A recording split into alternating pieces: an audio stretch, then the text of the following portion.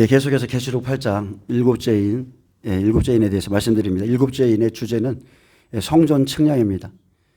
일곱째인에는 이스라엘 백성들의 회개 기도를 받으시는 장면이 나오고, 그 시간이 하늘이 반 시간쯤 고요한 시간이고, 그때 하나님께서 그들의 기도를 다 들으시면 계시록 8장 5절에 이제 하나님께서 이 땅에 재난을 보내시는데, 재난을 보낼 때에 하늘의 제단의 불을 땅에 담아다가 쏟을 때에 어떤 사람들이 심판을 받는가에 대해서 지금 계속 설명하고 있습니다. 자, 오늘은 성전 측량인데 진리의 사랑과 미혹의 역사를 받는 사람들에 대해서 말하겠습니다. 진리의 사랑을 받는 사람이 있고, 미혹의 역사를 받는 사람이 있어요. 하나님께서 심판을 작정하셨습니다. 그래서 그가 돌이킬 수 있도록, 회개할 수 있도록, 자, 진리의 사랑을 주시고자 해도 그가 미혹의 역사를 스스로 받는 거예요.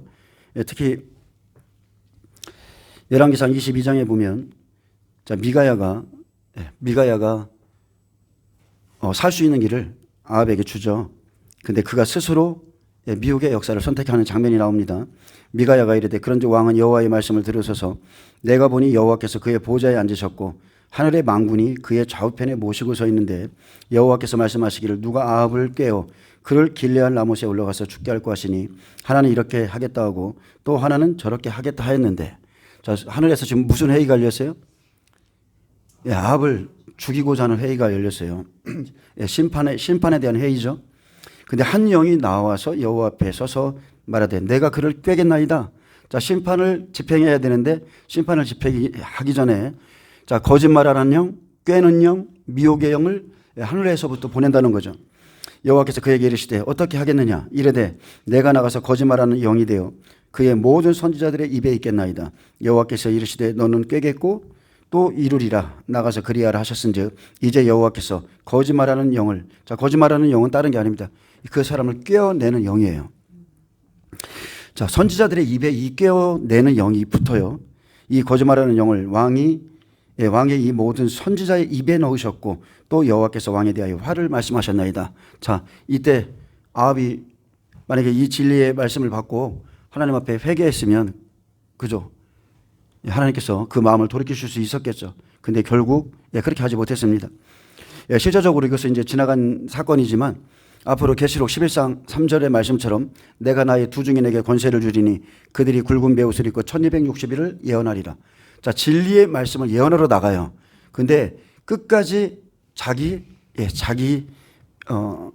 고집을 따라서 진리의 사랑은 안 받고 미혹의 역사를 따라가는 사람들이 있다는 겁니다. 앞으로 이스라엘의 삼성전이 세워지고요. 그곳에 동물의 제사가 이루어지고 이제 적그리스도가 등장하고 또 그뿐 아니라 이제 하나님께 권세를 받은 두 증인이 등장합니다. 이미 지팡이 같은 갈대로 성전에 대한 측량은 마쳤고, 두 증인이 예루살렘 성에 들어가서 예언을 시작하면서 7년 환란이 시작됩니다. 두 증인이 굵은 베옷을 입고 회개의 말씀을 선포할 때 내 생물들, 천사장들이죠, 함께 움직임으로 천사들의 능력이 아주 강력하게 나타날 것입니다. 그로 인해서 대적의 성문이 깨어질 것이고, 준비된 사람들, 의로운 사람들이 죽게 돌아올 것이고요. 그 중에 대표적인 게 이사야 14만 4천입니다. 이사야 44장 28절에 보면 고레스에게 주신 약속이 있습니다.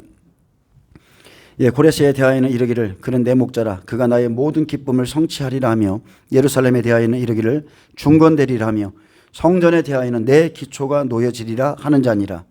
이사야 45장 1절에 보면 여호와께서 그의 기름 부음을 받은 고레스에게 이같이 말씀하시되 내가 그의 오른손을 붙들고 그 앞에 열국을 항복하게 하며 내가 왕들의 허리를 풀어 그 앞에 문들을 열고 성문들이 닫히지 못하게 하리라. 내가 너보다 앞서가서, 아멘, 험한 곳을 평탄케 하며 농문을 쳐서 부수며 쇠빗장을 꺾고 내게 흑암 중에 보화와 은밀한 곳에 숨은 재물을 주어 내 이름을 부르는 자가 나 여호와 이스라엘의 하나님인 줄을 내가 알게 하리라.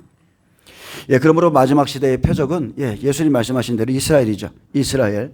두 증인이 이스라엘 땅에 들어가서 예언을 시작하면서 한 일에 7년 대환란이 시작됩니다. 바로 요셉의 환란이죠. 7년 환란이 시작돼요. 자, 우리가 신실하신 하나님, 그분은 야곱에 대한 자기의 계획을 온전히 이루셨습니다. 자, 팥죽 한 그릇 때문에 에서가 버림받죠. 자, 이스라엘이 본자손이죠. 장자들이 버림받고 차자인 야곱이 미움을 받게 되고, 그래서 자기 의지와 상관없이 부득이하게 아버지의 집을 떠나서 삼촌 라반의 집으로 도망하게 됩니다. 그러나 베델에서 이제 갈 바를 몰라서 잠을 청했는데 꿈을 꾸게 되고, 자, 하늘이 열리죠. 천사들이 그 위에 오르락내리락거리고 하나님께서 그 위에 나타나 야곱에게 말씀했어요. 창세기 28장 15절에 내가 너와 함께 있어 내가 어디로 가든지 너를 지키며 너를 이끌어 이 땅으로 돌아오게 할지라. 내가 내게 허락한 것을 다 이루기까지 너를 떠나지 아니하리라. 자, 은혜 시대가 시작되면서 놀라운 약속을 주셨죠. 엄청난 약속입니다. 첫째, 내가 너와 함께 있겠다. 그리고 내가 어디로 가든지 너를 지키겠다. 그리고 또 너를 이끌어서 이 땅으로 돌아오게 하겠다.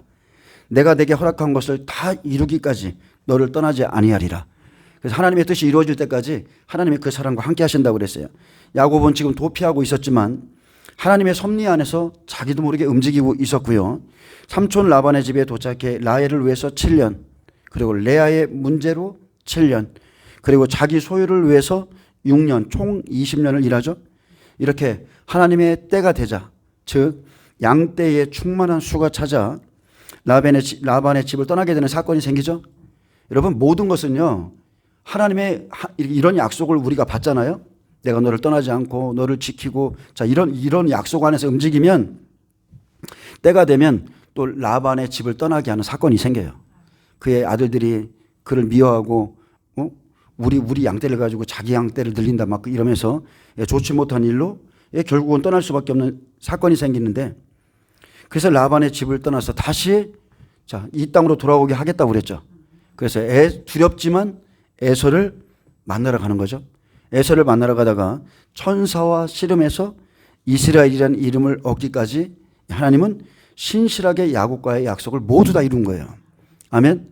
그가 집을 나설 때부터 집을 돌아올 때까지 그 약속을 다 이루셨어요. 이렇게 은혜 시대가 마치면 요셉을 앞서 이제 애굽 땅에 보내셔서 그의 배다른 형제들, 즉 그를 미워한 이스라엘을 구원할 계획을 이루신다는 거. 아멘.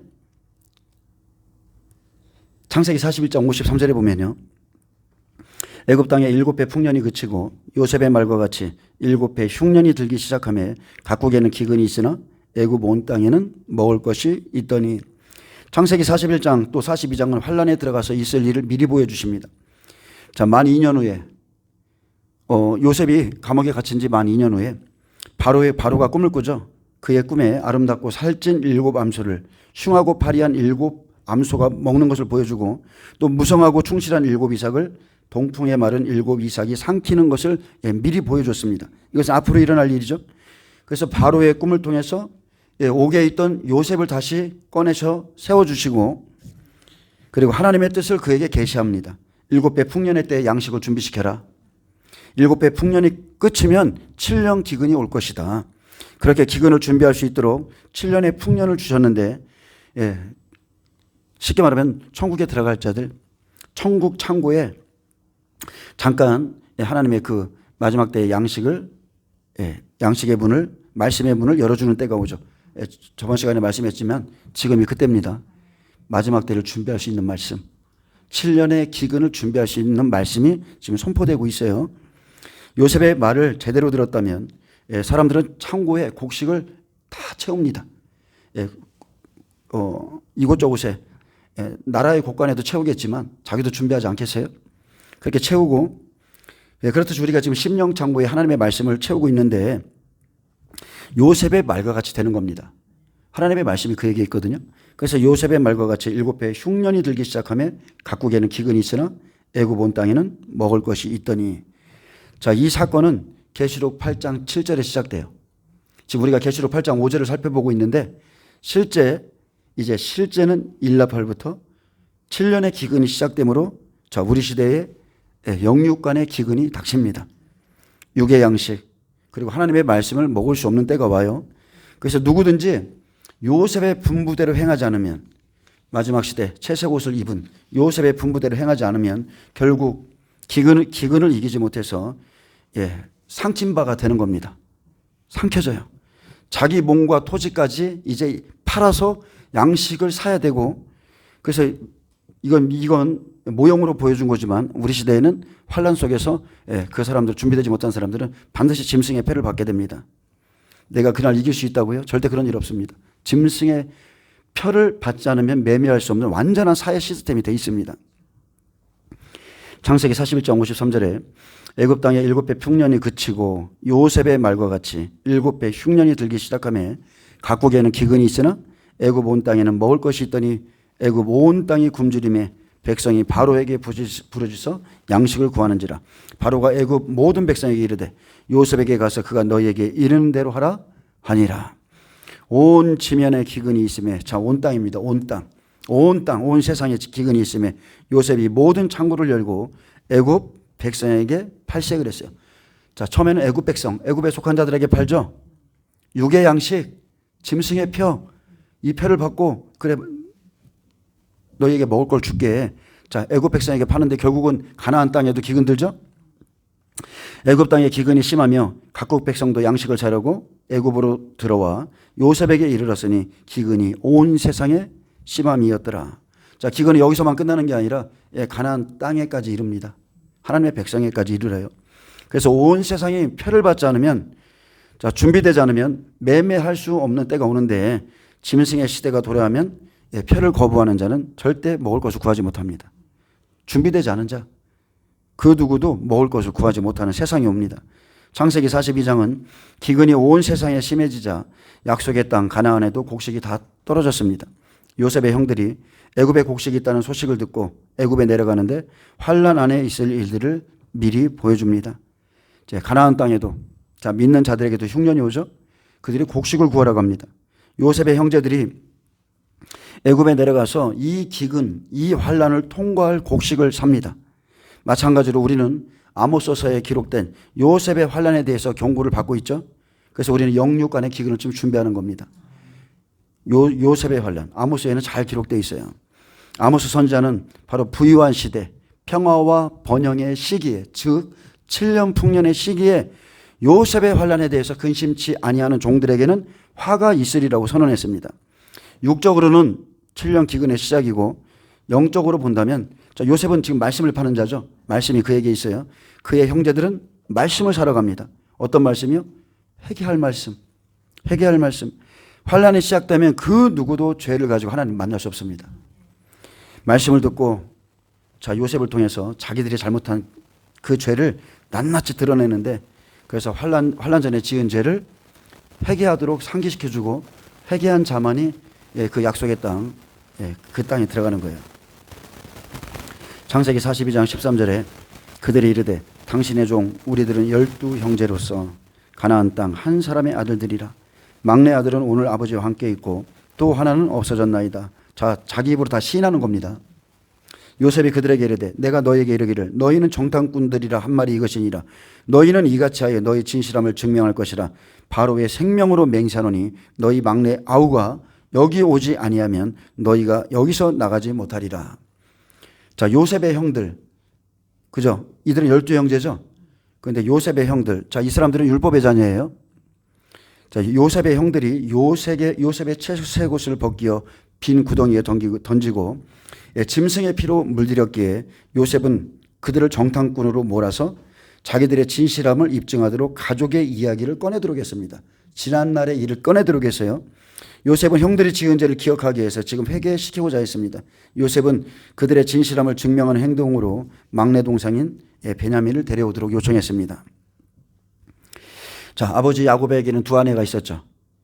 레아는 율법을 상징하죠. 삼촌 라반의 집에 가서 얻었던 그 레아는 율법이에요. 율법을 상징하고, 야곱이 사랑했던 라헬은 복음이죠.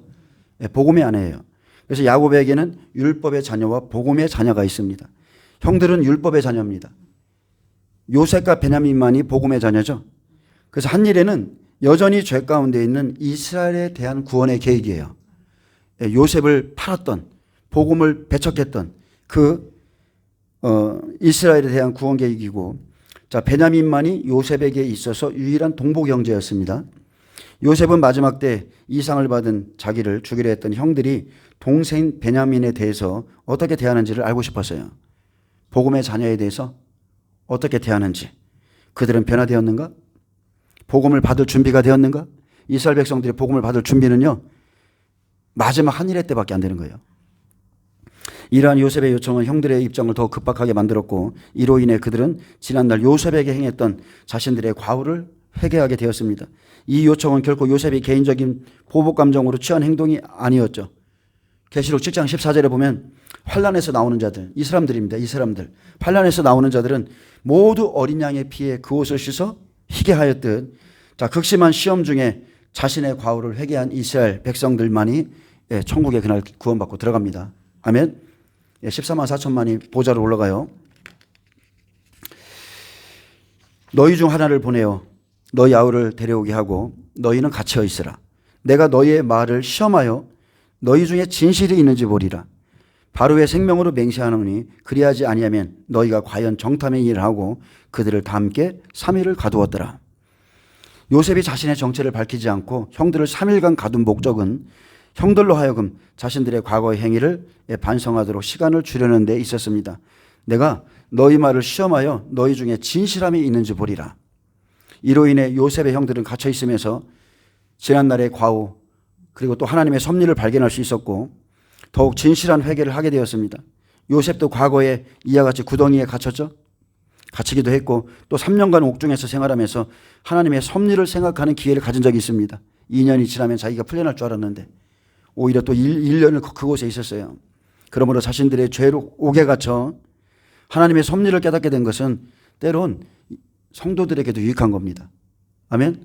자신들의 죄로 옥에 갇혔다는 것, 이것은 오히려 감사할 일이죠. 시편 119편 7절에서 8절에 보면 내가 주의 의로운 판단을 배울 때에는 정직한 마음으로 주께 감사하리이다. 지금 주님이 의로운 판단을 지금 하고 계시는 거예요. 그래서 정직한 마음으로 내가 주께 감사하리이다. 내가 주의 율례들을 지키오리니 나를 아주 버리지 마옵소서. 청년이 그 무엇으로 그의 행실을 깨끗하게 하리이까 주의 말씀만 지킬 따름이니이다. 근데 이 사람들은 주의 말씀을 버린 사람들이잖아요. 예, 꿈을 꾸고 그 꿈에 대해서 당신들, 그죠? 11별이 내게 절하더이다. 예, 당신의 곡식달은 내게 이런 하나님의 비전을 말해줘도 이 사람들은 그 말씀을 버렸던 사람들이에요. 그래서 환란 속에서 얼마나 변화되었는지 하나님의 뜻을 따를 준비가 되어 있는지 믿음의 진실함을 시험받습니다. 여러분 변화라는 건 다른 게 아닙니다. 변화는 어느 날 갑자기 확 일어날 수도 있지만 그건 특별한 은혜고 변화는 그가 하루하루 악을 버리고 선을 택하는 거예요. 선한 씨를 날마다 심음으로 열매 맺는 게 변화입니다. 자, 18절에 사흘 만에 요셉이 그들에게 이르되 나는 하나님을 경외하노니 너희는 이같이 하여 생명을 보존하라. 너희가 확실한 자들이면, 자, 확실하다는 것은 너희가 독실한 자들이면, 올바른 자들이라면, 참된 자들이라면 너희 형제 중 한 사람만 그 옥에 갇히고 너희는 곡식을 가지고 가서 너희 집안의 굶주림을 구하고 너희 막내 아우를 내게로 데리고 오라. 그러면 너희 말이 진실함이 되고 너희가 죽지 아니라 하니 그들이 그대로 하니라. 자, 요셉은요 지금까지 철저히 애굽인으로 행세했는데 이제 형들을 불러놓고 자기도 하나님을 경외하는 사람이라 말했습니다. 그리고 너희가 독실한 자들이면 이같이 하여 생명을 보존하라고 말해줬어요. 너희 형제 중 한 사람만 옥에 갇히고 너희 막내 아우를 데리고 오라. 그것으로 너희 말의 진실함을 증명하라. 자, 그 막내를 데리고 오는 일이 쉽습니까? 막내를 데리고 오는 일은 절대로 쉬운 일이 아니죠. 야곱이 놓아주질 않아요. 예, 요셉을 읽고도 내 영혼이 수월에 내려가길 바랬던, 그죠? 절대 안 놔줘요. 왜? 그에게 생명이 있거든. 생명 있는 자를 야곱이 그렇게 보호하고 있는 거고요. 자, 그래서 한 사람만 남기고 이렇게 나머지는 곡식을 가지고 고향으로 돌아가도록 승인해 주었는데, 자, 이 뜻은요 너희의 생명으로 생명을 대신할 수 있겠느냐는 뜻이죠. 근데 그들은 그대로 했습니다. 요셉의 형들은 곡식을 가지고 가 집안의 굶주림을 구하는 대신에 생명의 사람 베냐민을 데려와야 했어요. 생명의 사람. 여러분 마지막 때는 하나님의 의인만 찾으세요. 마지막 때는 생명이 있는 사람만 찾습니다. 계시록 7장 8절에 보면 12지파 중에 요셉 들어가 있죠. 베냐민 지파 들어가 있죠. 그래서 하나님의 인침을 받은 14만 4천에 요셉과 베냐민이 들어가 있습니다. 21절에 보면 그들이 서로 말하되 우리가 아우의 일로 말미암아 범죄하였도다. 그가 우리에게 애걸할 때에 그 마음의 괴로움을 보고도 듣지 아니하였으므로 이 괴로움이 우리에게 임하도다. 요셉의 형들이 회개하는 모습인데 그들은 20년 전에 요셉을 팔았던 일들을 기억하면서 자신들의 범죄를 그렇게 시인했습니다. 이것은 자신을 죄인이라고 고백하는 것으로 회개의 첫 단추가 열린 거죠. 그들은 이제 자신들이 당하고 있는 고통과 괴로움을 자신들이 과거에 행한 범죄에 대한 보응으로 간주하면서 뉘우쳤습니다. 그들은 그 전에 회개하지 않았습니다. 이 사람들은 자신들이 고통을 당하게 될 때에야 비로소 죄를 발견하고 회개하기 시작했죠. 모든 형제들이 고난 중에 요셉에게 행한 일을 기억하였고 회개하기 시작했습니다. 이처럼 하나님께서 죄를 회개시키는데 고난을 도구로 사용하십니다. 고난을 도구로 사용하시는 경우가 많아요. 고난이 와야 진정한 회개가 나옵니다. 내 죄를 발견하게 돼요. 시편 119편 71편에도 고난 당한 것이 내게 유익이라. 이로 말미암아 내가 주의 율례들을 배우게 되었나이다. 자, 이러한 요셉의 행위는 아무에게도 악으로 악을 갚지 말고 모든 사람 앞에서 선한 일을 도모하라는 바울 사도의 교훈과도 부합되죠. 하나님께서는 환난 전에 의인에게 악하게 했던 악한 일들을 기억나게 해서 그들로 회개하게 했습니다. 그때 22절 르우벤이 말합니다. 르우벤이 그들에게 대답하여 이르되 내가 너희에게 그 아이에 대하여, 자 요셉이죠, 죄를 짓지 말라고 하지 아니하였느냐. 그래도 너희가 듣지 아니하였느니라. 그러므로 그의 핏값을 치르게 되었도다 하니 그들 사이에 통역을 세웠으므로 그들은 요셉이 듣는 줄을 알지 못하였더라. 자, 요셉의 그 꿈대로 되죠. 11 형제가 지금 자기 앞에 와서 그리고 나중에는 해와 달, 그죠? 해와 달까지 다 옵니다. 자기 앞에. 요셉은 자기 앞에서 자기들의 죄를 생각하고 시인하는 형들의 말을 듣고 있었습니다. 하나님은 악인이 죽는 것은 분명히 자기의 죄악으로 죽는 것이라 했어요. 자신들이 죽는 것은 죄의 값, 자기들이 저지른 핏값 때문에 죽습니다. 그들은 기근으로 말미암아 양식을 구하러 왔지만 자, 무죄한 동생을 죽이려 했던 핏값을 치르게 되었습니다. 그러나 하나님의 놀라운 은혜가 이들에게 있죠. 남겨준 사람들, 죄에서 돌이켜서 그 길을 떠나면 생명을 보존하게 됩니다. 24절에 요셉이 그들을 떠나가서 울고 다시 돌아와서 그들과 말하다가 그들 중에서 시므온을 끌어내어 그들의 눈앞에서 결박하고, 반드시 환난 전 지금이죠. 여러분이 죄를 회개치 않으면 환난 속에 들어가서 회개해야 됩니다. 하나님은 절대 이 죄를 묵과하시는 분이 아니에요. 시험에 던져서 회개시키는 거예요. 시험에 던져서.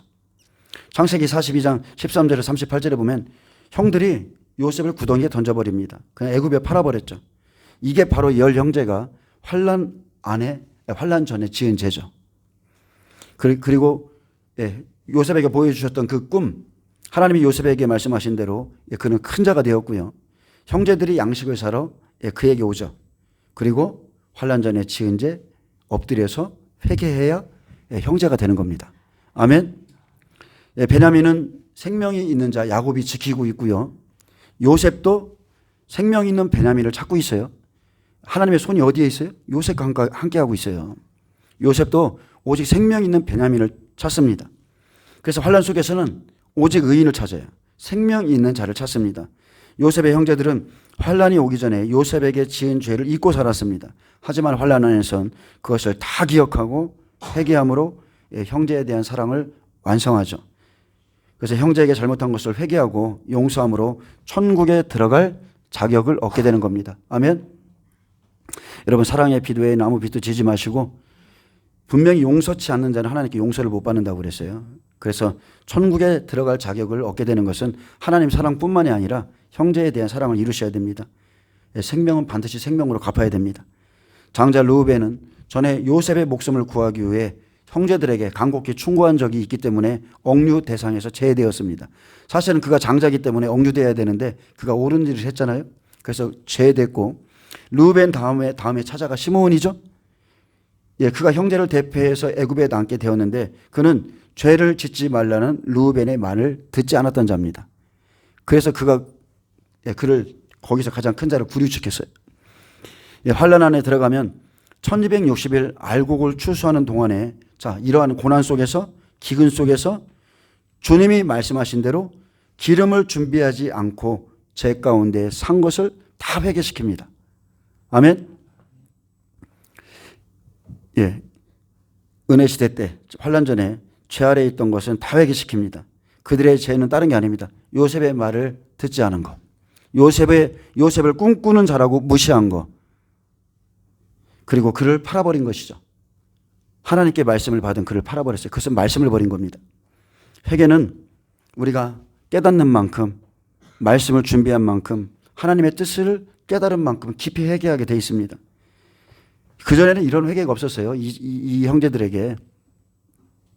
회개는 회개의 말씀의 깊이에 따라 달라집니다. 그 사람들의 죄악을 다 드러내주면 그만큼 깊은 회개를 하게 되겠죠. 그래서 회개의 깊이는 그의 숨겨진 죄악을 드러낸 만큼 애통하게 됩니다. 은밀한 자기 죄를 딱 드러낼 때 그때 그냥 악소리 나는 거예요. 다른 거 없습니다. 그냥 악소리 난다는 말이 맞아요. 통회하고 자복합니다. 나 그동안 내가 이거 은밀하게 숨겨왔던 죄인데 하나님이 다 드러내시면 정말 악소리가 나옵니다. 우리가 교회에서요, 사랑만 외치다가 아니면 평안하다, 안전하다 이렇게 적당히 살아왔는데 막상 환란에 들어가니 이것도 죄고 저것도 죄고 하나님이 다 드러내시죠. 다 드러냅니다. 다 드러내요. 그리고 천국은 회개한 자의 것이 될 겁니다. 그래서 의의 말씀을 준비하고 회개한 자, 하나님의 뜻을 따라 산 자가 들어갑니다. 하나님 사랑, 형제 사랑으로 온전해진 자가 천국에 들어간다는 것을 꼭 믿으시기 바랍니다. 아멘.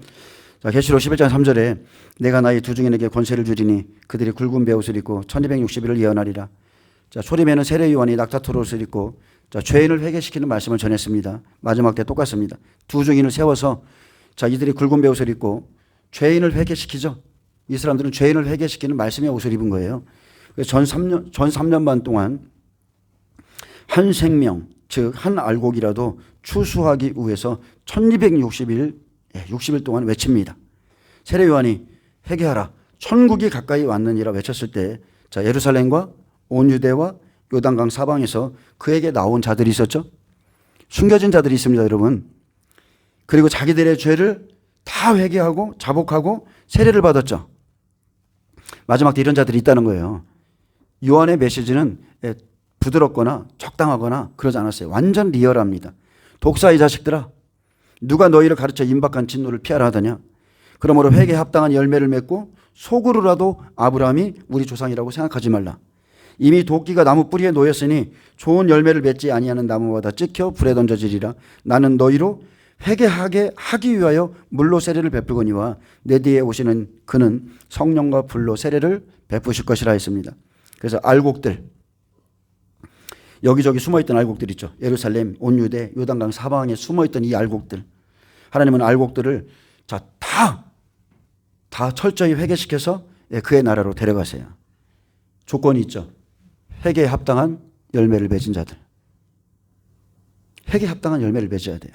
그렇지 않으면 속으로라도 아브라함이 우리 조상이라고 생각하지 말라고 그랬어요.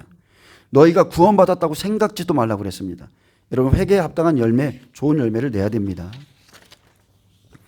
자, 초림에 12제자와 이방인 70인이 각처 동네로 보내진 것처럼 마지막 때도 두 증인과 이방인 백배들이 준비된 영혼들을 추수하는데 지금 이런 일꾼들이 지금 준비되고 있습니다. 마지막 때 일할 일꾼들. 아모스 9장 9절에서 10절에 보면 하나님은 한 알곡이라도 다 추수한다고 그랬어요. 그래서 여러분이 의인이라면 두려움을 다 버리세요. 내가 의인이냐 아니냐, 내가 불의한 자냐, 그게 중요한 거지. 내가 의인이라면 여러분이 어디에 가 있든지 하나님이 다 지키시고 이끄시고 그분의 뜻을 다 이루십니다. 분명히 말씀했어요. 알곡은 한 사람도 버리지 않는다. 여러분 이것을 믿으면 여러분은 두려워하지 않습니다. 자, 아모스 9장 9절. 보라, 내가 명령하여 이스라엘 족속을 만국 중에 체질하기를 곡식을 체질한 같이 하려니와 그 한 알갱이도 땅에 떨어지지 아니하리라.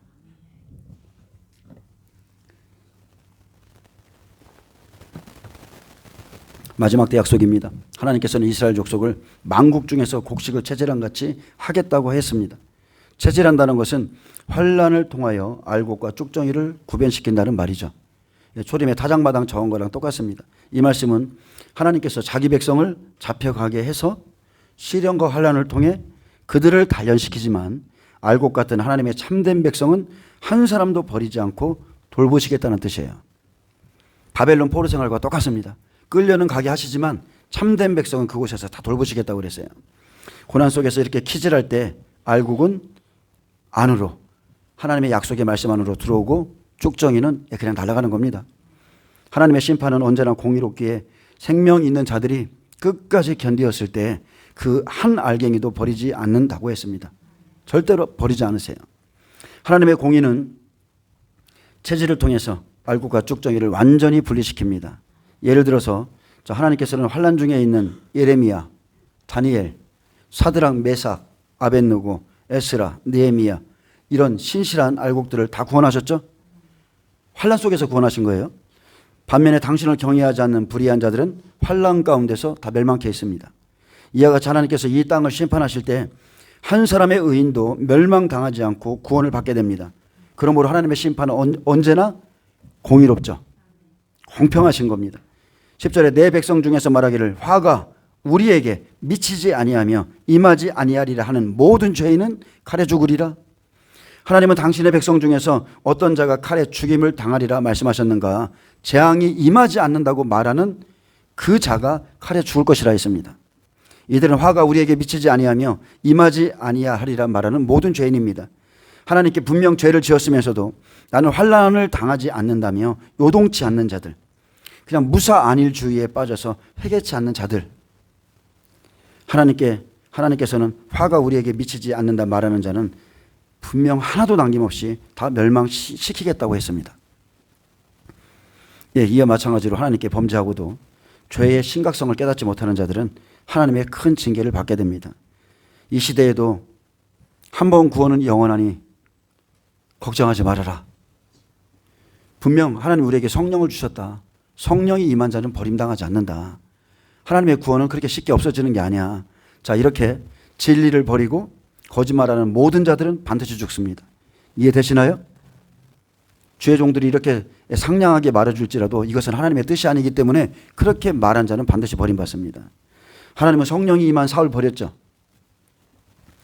버렸어요. 거짓 예언자 다 버렸습니다. 꿈꾸는 자, 거짓말을 지어내는 선지자들 싹 다 하나님이 버리셨고요. 가룟 유다는 목매어 자살하게 내버려 두셨고 회개치 않는 대제사장, 바리새인, 서기관들 전부 다 버렸습니다. 자, 소돔성은 어떻습니까? 소돔성. 의인 10명까지 아브라함과 이렇게 타협을 했지만 의인 10명이 없어도 의인 3명 반드시 구원해내시고 심판하신 것. 이것이 하나님의 공의예요. 여러분 꼭 이것을 믿으세요. 하나님은 의인과 죄인을 함께 심판하지 않는다. 아멘? 이걸 꼭 믿으세요. 의인은 절대 아브라함이 말한 것처럼 악인과 같이 심판하지 않습니다. 의인은 미리 건져내고 심판하시는 거예요. 미리 건져내고. 의인은 먼저 전 3년 반에 건져내고 후 3년 반에 악인을 심판합니다. 롯의 가정에 복음을 줬어요. 얼마든지 돌이킬 수 있는 기회를 줬어요. 근데 롯의 사이는 불심판을 농담으로 여겼고 롯의 처는 나오다가 뒤돌아봄으로 멸망했을 뿐이죠. 그러므로 이 시대의 교회는 환난에 들어가지 않는다. 우리는 화를 당하지 않는다고 말하는 사람, 그리고 특히나 환난 전에 교회는 다 휴거될 것이라고 외치는 종들은 하나님 앞에서 반드시 심판받는다는 것을 아셔야 됩니다. 여러분, 하나님의 공의로운 심판의 편은 어느 시대이든 모든 사람들에게 공평하게 임했다는 것. 그리고 거기에서 의인들을 건져내신다는 것. 아멘. 분명히 데살로니가 후서 1장 4절에 잘 이렇게 기록되어 있어요. 그러므로 너희가 견디고 있는 모든 박해와 환난 중에서 너희 인내와 믿음으로 말미암아 하나님의 여러 교회에서 우리가 친히 자랑하노라. 이는 하나님의 공의로운 심판의 표요. 자, 심판의 표 가운데 믿는 자들 다 환난 속에 들어갔죠. 이는 하나님의 공의로운 심판의 표요. 너희로 하여금 하나님의 나라에 합당한 자로 여김을 받게 하려 함이니 그 나라를 위하여 너희가 또한 고난을 받느니라. 너희로 환난을 받게 하는 자들에게는 환난으로 갚으시고 환난을 받는 너희에게는 우리와 함께 안식으로 갚으시는 것이 하나님의 공의시니 주 예수께서 자기의 능력의 천사들과 함께 하늘로부터 불꽃 가운데 나타나실 때에 하나님을 모르는 자들과 우리 주 예수의 복음에 복종하지 않은 자들에게 형벌을 내리시리니 이런 자들은 주의 얼굴과 그의 힘의 영광을 떠나 영원한 멸망의 형벌을 받으리로다. 그날에 그가 강림하사 그의 성도들에게 영광을 받으시고 모든 믿는 자들에게 놀랍게 여김을 받으시리니 이는 우리의 증거가 너에게 믿어졌습니다. 아멘. 주님이 강림하실 때 우리의 증거가 너에게 믿어졌다는 거예요. 고난 중에 있는 너희, 환난을 당하게 하는 자들에게 환난을 갚으시는 게 하나님의 공이신데 주님이 오실 때 공의로운 사람들 다 데려가시죠. 나머지 그 다음에 심판입니다. 의인을 먼저 구하시는 거예요. 그날에 모든 믿는 자에게 놀랍게 여김을 받을 것은 우리의 증거가 너희에게 믿어졌습니다. 우리의 증거가 어떤 겁니까? 환난을 받는 너희에게는 우리와 함께 안식으로 갚으시는 것이 하나님의 공이시다. 이게 우리의 증거예요. 교회는 환난에 안 들어가 우리는 화를 안 당해. 이게 아니라 환난을 지금 받고 있는 너희에게는 하나님의 안식으로 갚는 게 공이다. 우리가 진리의 말씀, 우리가 그대로 믿고요. 그대로 행할 때 하나님 나라에 합당한 자로서 우리가 구원받게 될 것입니다. 아멘. 근데 데살로니가후서 2장 11절에 보면 불의를 좋아하는 모든 자는 사탄의 말이 믿어지게 해서 심판하실 것이라 했습니다. 악한 자의 나타남은 사탄의 활동을 따라 모든 능력과 표적과 거짓 기적과 불의의 모든 속임으로 멸망하는 자들에게 있으리니 이는 그들이 진리의 사랑을 받지 아니하여 구원함을 받지 못함이라. 이러므로 하나님이 미혹의 역사를 즉 유혹의 역사를 그들에게 보내사 거짓 것을 믿게 하시면 진리를 믿지 않고 불의를 좋아하는 모든 자들로 하여금 심판을 받게 하려 하심이니라. 아멘. 많은 사람들이 진리 안 믿습니다. 여러분, 사람들이 진리를 구하죠. 진리를 구하는데 진리 안 믿어요. 진리를 주면 그 사람들은 그 진리를 떠나갑니다. 한일회가 시작되면서 1260일 동안 두 증인이 복음을 외칠 때 진리를 쫓지 않고 불의를 쫓으면 심판을 받습니다. 자, 하나님이 보내신 미혹의 역사는 이미 불의를 좋아하는 모든 자에게 지금 이 시대에도 풀어졌습니다. 여러분, 이걸 믿으시나요? 저 온도 좀 낮춰주세요. 저는 이미 이 미혹의 역사가 풀어졌다고 봅니다. 교회 안에. 왜냐하면 하나님께서 잠자고 있는 자들을 코로나 때 많이 깨우셨어요. 모든 교회들을 흔들어 놨습니다. 그래서 코로나를 통해서 재난의 징조를 지금 보내신 후에 지금까지 진리의 사랑과 미혹의 역사를 다 보내셨어요. 왜냐하면 우리는 마지막 한 일에는 우리 구원이 아니라 이스라엘 구원이잖아요. 그래서 지금 우리에게 이방인들에게도 진리의 사랑과 미혹의 역사를 결국 지금 우리에게 다 보내셨다는 거예요. 근데 그 결과로 교회가 완전하게 더 뚜렷하게 나뉘어졌다는 거. 말씀으로 인해서 은혜 시대의 종들, 마지막 시대의 종들 나눠졌죠. 성도들 다 나눠졌습니다. 이제 완전히 물과 기름처럼 서로가 섞이기를 원치도 않아요. 믿는 자는 끝까지 믿고 안 믿는 자는 끝까지 거부해요. 많은 사람들이 주님의 오심을 기다려도 실상은 진리의 사랑을 받기는 좋아하지 않습니다. 왜 그렇습니까? 그들 마음 안에 여전히 불의를 사랑하는 마음이 있기 때문에 그래요. 그들 마음 안에 여전히 세상을 가지고 있어요. 그래서 주님 오신다는 말을 들어 아니야. 저쪽 말 들어보니까 2030년 이후에 온대. 지금이 아니야. 자기 크게 따라가는 거예요. 자기 마음의 욕심 때문에. 거짓 것이 믿어지는 것은 다른 이유가 없습니다. 죄송한데요. 거짓 것이 믿어지는 건 다른 이유가 없어요. 그들로 심판을 받게 하기 위해서예요. 정말로 죄송한 말씀이지만 그렇습니다. 열왕기하 22장 하늘에 회의가 나오죠. 심판 전에 암 옆에는 선지자 400명이 있었고요. 그리고 참 선지자는 하나님의 선지자는 미가의 한 명뿐이었습니다. 자, 400대 1이라는 게 믿어지십니까? 하나님이 한 나라, 한 민족을 심판하는데 거짓 선지자가 400명이고 하나님의 참된 복음을 전하는 자가 한 명밖에 없다는 거예요. 심판 전까지 거짓 선지자들은 이들이 듣기 좋아하는 말을 해줬습니다. 허탄한 것을 계속 말해줬어요. 그런데 함께 멸망할 자들은 그 말을 좋게 여기고 따라갑니다. 그리고 돌아서지 않아요. 미가야가 참 선지자라는 거 그의 백성들 다 압니다. 절대 안 돌아섭니다. 실상 미가야 선지자의 입에 하나님의 메시지가 있음을 아합도 압니다. 모든 왕들도 알아요. 근데 모두가 불의를 좋아하는 자들이기에 하나님이 거짓 것을 믿도록 하신 겁니다. 진리를 다 줬어. 앞에서 하나님의 뜻을 다 말씀해 줬어. 다 들었는데 다 미혹돼서 다 죽었어요. 하나님이 그렇게 하셨다는 거죠. 하나님께서 진리를 믿지 않는 자들을 심판하기 위해 400명 선지자의 입에 똑같이 거짓말하는 영을 집어넣었습니다. 여기 가서 예언받아도 저기 가서 예언받아도 똑같아. 400대 1. 그러므로 여러분 진리의 사랑을 받는 자가 그만큼 적다는 겁니다. 디모데전서 4장 1절에 그러나 성령이 밝히 말씀하시기를 후일에 어떤 사람들이 믿음에서 떠나 미혹하는 영과 귀신의 가르침을 따르리라 하셨으니 자기 양심이 화인을 맞아서 외식함으로 거짓말하는 자들이라. 아멘. 양심에 화인 맞은 자들, 거짓말하는 자들, 똑같은 사람들이 따르는 겁니다. 그래서 마지막 때는 영 분별이 가장 중요하죠. 미혹하는 영, 귀신의 가르침을 여러분 분별하려면요, 참 믿음을 가지셔야 돼. 진리가 없으면 절대 분별이 안 돼요. 자, 열왕기상 22장 19절에 23절에 보면, 자, 거짓 선지자 400명, 참 선지자 1명이고요. 하나님은 분명하게 그래도 하나님의 계획을 알려줬어요. 그를 죽이기 전에 최종적으로 사울에게도 그렇고 지금 아합에게도 최종적으로 또 한 번 알려줬어요. 자, 아합을 죽이기 위한 회의가 하늘에서 열렸습니다.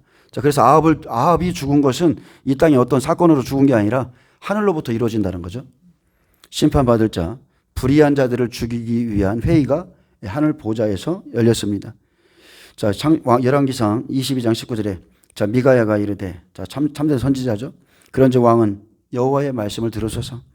내가 보니 여호와께서 그의 보호자에 앉으셨고 하늘의 만군이 그의 좌우편에 모시고 서 있는데 여호와께서 말씀하시기를 누가 아합을 깨어 그를 길르앗 라못에 올라가서 죽게 할까 하시니 하나는 이렇게 하겠다 하고 하나는 저렇게 하겠다 하였는데 한 영이 나와 여호와 앞에 서서 말하되 내가 그를 꾀겠나이다. 자, 하늘에서 어떤 일이 일어나고 있어요? 하나님의 보좌 앞에서 야, 아합을 어떻게 죽일까? 누가 하겠느냐? 자, 이제 그를 심판해야 되는데 누가 하겠느냐? 어떤 방법으로 죽이겠느냐? 미혹의 역사, 미혹의 영이 하늘로부터 보좌로부터 나온다는 거예요. 자, 22절에 여호와께서 그에게 이르시되 어떻게 하겠느냐? 이르되 내가 나가서 거짓말하는 영이 되어 그의 모든 선지자의 입에 있겠나이다. 여호와께서 이르시되 너는 꾀겠고 또 이르리라. 나가서 그리하라 하셨은즉 이제 여호와께서 거짓말하는 영을 왕의 이 모든 선지자의 입에 넣으셨고 또 여호와께서 왕에게 대하여 화를 말씀하셨나이다. 자, 이거 진리죠.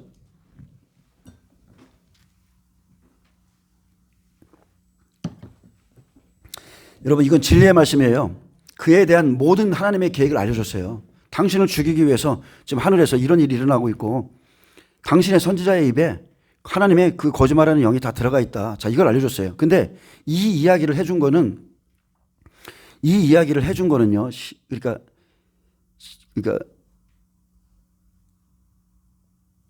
아합이 참된 것을 말해달라고 간절히 원했기 때문에 머뭇머뭇거리다가 실제를 얘기해 준 거예요. 우리도 그러잖아요. 우리도 그 사람이, 목사님, 저에 대해서 하나님 뭐라고 그래요? 자, 우리가 그걸 다 알 수도 없지만, 자, 알아도 얘기 안 하죠? 얘기해 줄 사람이 있고, 어차피 얘기해 줘도 안 받을 사람이에요. 그때는 얘기 안 해. 똑같은 겁니다. 자, 13절에 보면, 아합이 미가야를 부르러 사신을 보내죠. 그래서 사신이 뭐라고 합니까? 진실한 하나님의 말씀을 그에게 주소서, 이렇게 말하지 않고 거꾸로 말합니다. 자, 아합은 이런 사람이니까 당신의 말도 그들 중 한 사람이 말처럼 그냥 길하게 해주세요. 저 거짓 선지자들처럼 좋은 말만 해주세요 라는 요구를 받게 되죠. 당신도 저들처럼 좋은 말만 해주라. 아이고, 얼마나 지금 힘드십니까? 아이고, 좋은 말만 해달라는 거예요.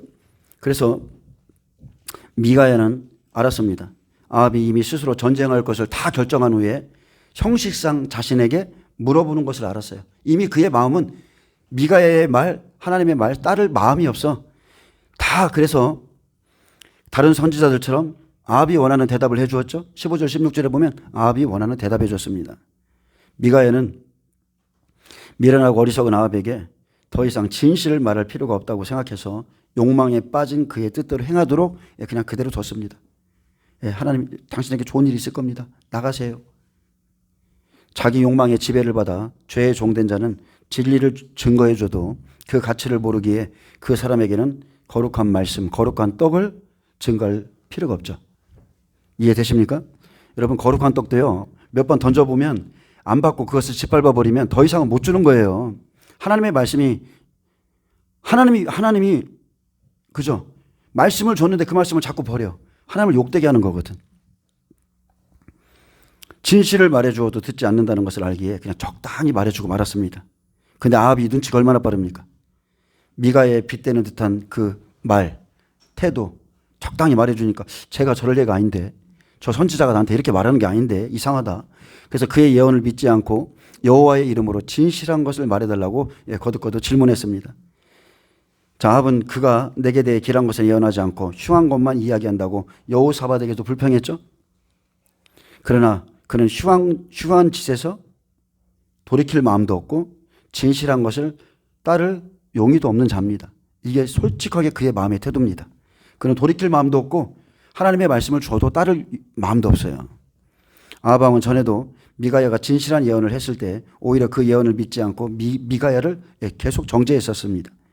그는 아첨하는 자들의 말을 즐거워하면서 진실된 자들의 말은 듣기 싫어한 결과 결국 비극적 종말을 맞이하게 됩니다.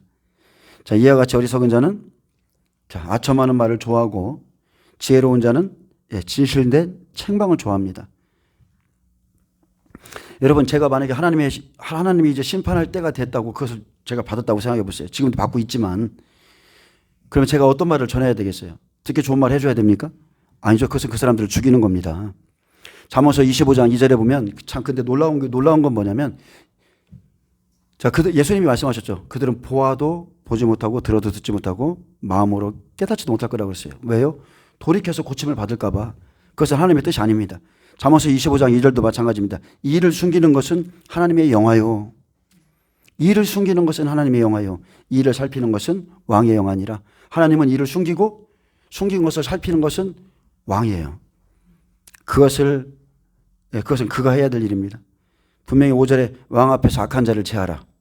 그리하면 그의 왕위가 을로 말미암아 경고히 서리라. 슬기로운 자의 책망은 청종하는 귀의 근고리와 정금 장식이니라. 아멘. 자, 슬기로운 자의 책망을 받는 것은 청종하는 귀의 근고리와 정금 장식이라고 했습니다. 근데 자, 이 사람이 듣지 않았기 때문에 하나님께서 거짓말하는 영을 그가 신뢰하는 거짓 선지자들 입속에 넣으셔서 아합 왕을 죽음의 자리로 이끌도록 했습니다. 하나님께서 참 선지자의 말을 경청하려 하지 않는 아합에게 거짓말하는 영의 감동을 받은, 여러분 잘 보세요. 거짓말하는 영의 감동을 받은 거짓 선지자의 예언을 통해서 유혹을 받게 한다는 것. 근데 거짓말하는 영의 감동이 있거든요. 여러분 사탄에게도 기름 부음이 있어요. 얼마나 좋은지 몰라. 그것도 거짓 기름 부음인데 그 끝은 틀리죠.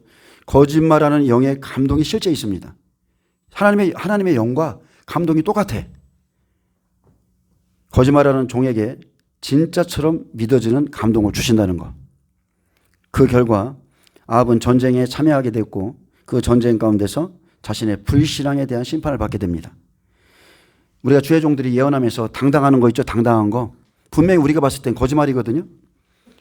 하나님의 말씀과 안 맞아.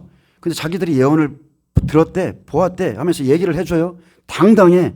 그게 거짓말하는 영의 감동이에요. 자기는 진짜로 믿거든.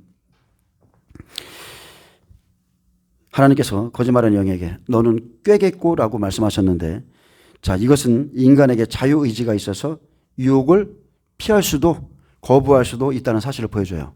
하나님이 이 영을 내보낼지라도 그죠? 그 사람이 자유의지가 있어요.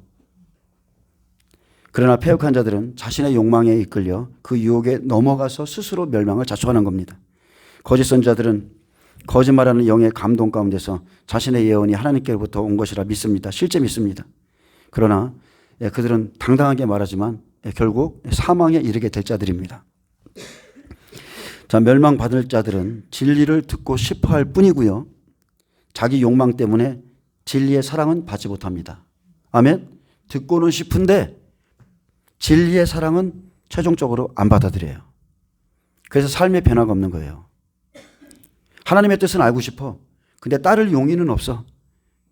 변화를 기대하지 않아. 그래서 버림받습니다. 아합의 모든 선지자들은 이스라엘 왕과 유다 왕 앞에서 여호와께서 그 성읍을 왕의 손에 넘긴다고 똑같은 예언을 내주었습니다. 왜? 한 영이니까. 그러나 미가야만이 왕의 모든 선지자에게는 거짓의 영이 들어가 있다고 솔직하게 얘기해 줬는데 그때 옆에 있던 거짓 선지자 시드기야가 미가야의 뺨을 때렸습니다. 그러면서 이렇게 말했죠.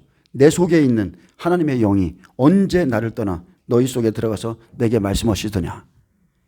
강하게 책망했습니다. 내 속에 하나님이 어째 나를 떠나서 너에게 말씀해. 그는 마치 하나님의 영을 자신이 주관하는 것처럼 주장하면서 미가야를 책망했습니다.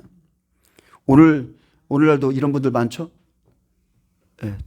특히나 이게 좀 저도 실수할 때가 제가 이 말씀을 전하면서 저도 내가 하나님 앞에 혹시나 잘못한 게 있나? 분명히 성경은 성령을 받으라고 해서 나도 성령을 받으라고 선포하는데 이 말씀조차 하나님 앞에 혹시나 이게 걸림이 되나? 나 그 생각도 해보거든요. 그런데 누군가는 성령을 받으라 해야 받는 거예요. 그래야 하나님께서 성령을 받으라 하셨기 때문에 선포를 하면 성령님이 임하시거든요. 또는 말씀을 들을 때 임하시고. 그러나 그렇게 하지 않고 일부 부흥 강사들처럼 마치 성령을 자기 마음대로 주장할 수 있는 것처럼 말하는 오리를 범하고 행동할 수도 있다는 거. 그래서 우리가 조심해야 됩니다. 그리고 성령을 무슨 물건이냐 막 이 옷을 벗어가지고 휙휙 하면서 막 기름 부음이 오면 조금 그럴 수는 있지만 너무 오버오면 안 돼. 오버오면 안 돼요. 자, 아합의 모든 선지자들은 길르앗 라모스로 올라가서 승리를 얻으소서. 이것이 여호와의 뜻입니다. 라고 말했습니다. 나가세요. 전쟁하세요. 여호와께서 함께합니다. 이렇게 말했어요. 얼마나 듣기 좋습니까? 미가야만 빼면 완벽해. 모든 하나님의 선지자들이 나를 막 칭찬해주고 하나님이 지금 나와 함께 한다고 막 예언해줘요. 그들은 지금 이 시대에도 동일한 영을 갖고 있습니다. 초림에 뭐라 했습니까? 예수님께서 바리새인 서기관들에게 이 독사의 자식들아, 그죠? 뱀들아 독사의 새끼들아 그랬잖아요. 이 영이 지금까지 내려와서 동일한 영을 이 시대의 선지자들이 거짓 선지자들이 받아서 자 그의 예언을 듣고 살 수 있는 동일한 영을 받아서요. 자 그가 살 수 있는 회개 또는 심판의 메시지는 주지 못하고 항상 기분 좋은 예언만 해준다는 거예요. 기분 좋은 예언. 당신은 승리합니다. 잘 가고 있습니다. 하나님이 당신과 함께합니다. 하나님의 영광의 불이 임합니다. 대한민국에 놀라운 일이 일어납니다. 이 교회에 큰 붕이 있을 겁니다. 큰 추수의 비가 내리고 있습니다. 얼마나 듣기 좋아. 듣기 좋은데 또 뭐라고 합니까? 나는 분명히 그 소리를 들었다는 거예요. 엘리야처럼 막 저쪽에서 막 쏟아지는 소리를 영적으로 들었다는 거예요. 그러면 무지한 사람들이, 영적으로 무지한 사람들이 이러한 거짓 예언을 듣고 좋아합니다. 주의 종들도 마찬가지죠. 자, 여러분 이 메시지에 뭐가 빠졌어요? 하나님의 정확한 말씀이 빠져 있어요. 명료한 하나님의 말씀, 내가 어떻게 하겠다는 하나님의 말씀은 다 빼놓고 그냥 막연하게 아주 그냥 항상 막연해. 이루어져도 그만 안 이루어져도 그만 이런 예언들. 이 시대를 향한 하나님의 명확한 뜻이 없는 이 거짓 예언들은요. 그들의 입에서 쏟아 나오는 겁니다. 입에서. 하나님은 마지막 때 분명히 심판을 작정하셨습니다. 마지막 때는 반드시 심판을 작정하셨는데 회개하라, 거룩해져라 외치기보다 자, 이 나라도 똑같죠? 왜 우리나라가 이 모양이 이렇게 됐습니까? 교회가 다 배도했어요. 주의 종들이. 다 넘어갔어요. 근데 회개를 외칩니까? 아니죠. 희망을 선포해주고 거짓 것을 믿게 하고 결국 그러다가 다 멸망받는 겁니다. 그러므로 사람들이 마지막 때 혼돈 속에 빠져서 우왕좌왕하다가 다 멸망하는 거예요. 하나님께서 심판을 작정하셨을 때 아합은 미가야의 그 진실한 책망을 버리고 거짓 선지자들이 듣기 좋은 말만 믿고 전쟁터에 나가서 죽었습니다. 거짓 예언이 그를 죽인 거죠. 여러분, 거짓의 영은 죽음에 이르게 하는 영입니다. 거짓말하는 것은 꾀는 영이에요. 하나님의 뜻과 다른 말씀을 전하는 거짓 선지자들은 성도들을 죽음에 이르게 하는 사탄의 영을 갖고 있는 사탄의 종입니다. 죄송하지만 실제 그렇습니다. 자, 그래서 마지막 때 때를 따라 양식을 나눠줄 자가 있으면 좋겠다. 예수님이 이 말씀을 그냥 하신 게 아니에요. 왜냐하면 말이 영이고 말이 생명이거든요. 근데 거짓말하는 영은 반드시 그 영은 죽입니다. 목사님 이럴 수도 있죠. 저럴 수도 있죠. 근데 성경은 명확합니다. 너무나 명확해요. 우리에게 화가 임하지 아니하라는 사람들은 다 심판받아 죽을 거라고 그랬고, 그죠? 예레미야 시대 때도 그랬고 다 그랬어요. 다. 하나님의 뜻은 이것인데 아니라고 하는 모든 그 선지자와 백성들은 다 죽는다고 그랬어요. 죽음에 이르도록 유혹하는 영인데도 불구하고 목회자가 잘못 전해도 괜찮다고 그래. 이 말씀을 더하고 빼면 생명나무에서 제해버린다고 그러는데, 이렇게 믿어도 되고 저렇게 믿어도 되는 것처럼 그렇게 생각하고 있어요. 만약에 그런 말들을 거부하지 못하면 여러분 아합처럼 되고요. 아합에게 딸린 권속들 다 죽죠. 사울과 그의 백성들 다 죽죠. 다 죽는 거예요. 7교회 안에서 자, 하나님이 책망한 그 교회들 회개하지 않으면 다 죽는 거예요. 그리고 그의 병거를 사마리아 못에서 씻음에 걔들이 그 피를 핥음으로 여호와께서 하신 말씀과 같이 되었더라. 하나님께서 거짓말을 믿는 불신앙의 사람들을 깨어내십니다. 하나님이 깨어내세요. 그 일에 거짓 선지자들을 사용하시죠. 그들은 겉으로는 저보다 더 똑똑하고 부드럽고 정말 그렇습니다. 정말 그래요. 넘어갈 만하니까 넘어가는 거야. 거짓 선지자들이 사용돼요. 그렇게. 사기를 당하는 사람 어떻게 봅니까? 여러분, 사기꾼이 잘생겼어요, 못생겼어요? 사기꾼이 말 잘해요, 못해요? 잘한다니까. 잘해요. 용모도 준수하고 말도 잘하고 믿어져서 따라가듯이 자기 욕망 때문에 따라가는 거예요. 진리를 버리는 것도 자기 욕망 때문에 버리는 거고, 그래서 거짓 선지자를 따라가죠. 그리고 여호와께서 하신 말씀과 같이 되었더라. 이렇게 되는 겁니다. 예. 멸망받을 자는 멸망받게 돼 있어요. 그래서 여러분, 오직 진리의 말씀을 믿으시고 순종하며 따르시길 축복합니다. 진리가 없으면요, 이 설교 저 설교를 듣고 저한테 전화가 가끔 올 때가 있어요. 목사님, 이분이 이렇게 말하는데 이게 진짜입니까? 근데 그 사람은 저한테 물어보는데 내 설교는 안 들어.